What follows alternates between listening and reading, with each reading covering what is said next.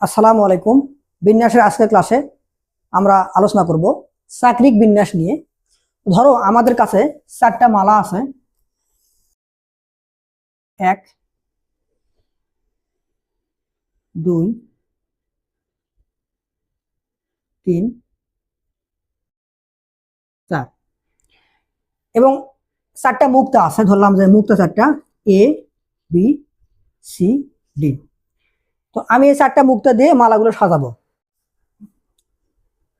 A B C D, এ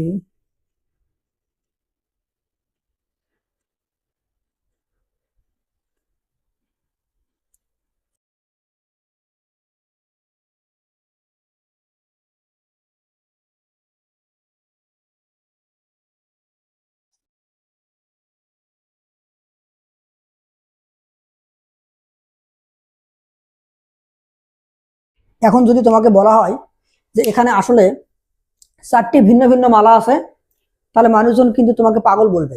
কারণ প্রথম যে মালাটা আছে তাকে যদি তুমি একটু ঘুরিয়ে ধরো, দ্বিতীয় মালাটি পাওয়া যাবে। এটাকে যদি একটু ঘুরিয়ে ধরো, 3 নম্বর মালাটি পাওয়া যাবে। আবার যদি এটাকে আরেকটু ঘুরাই, তাহলে আমাদের 4 নম্বর মালাটি পাওয়া যাবে।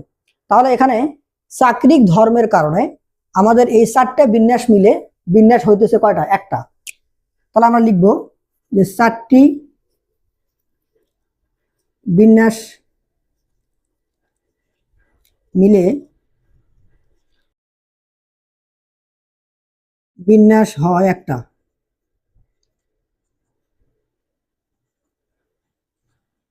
তো আমাদের মুক্তা ছিল 4টা ভিন্ন ভিন্ন।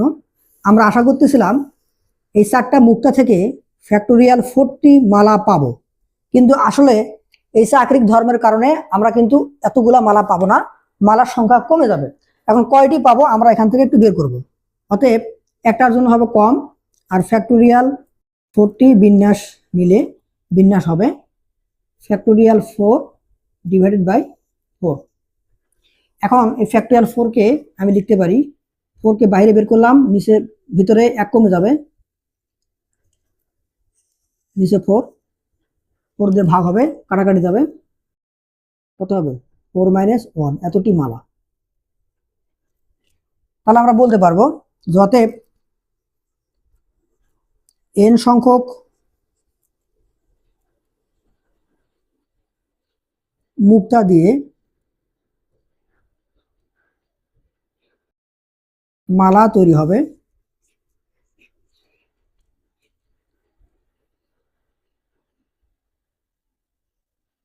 n - 1 ফ্যাক্টোরিয়াল এতটা।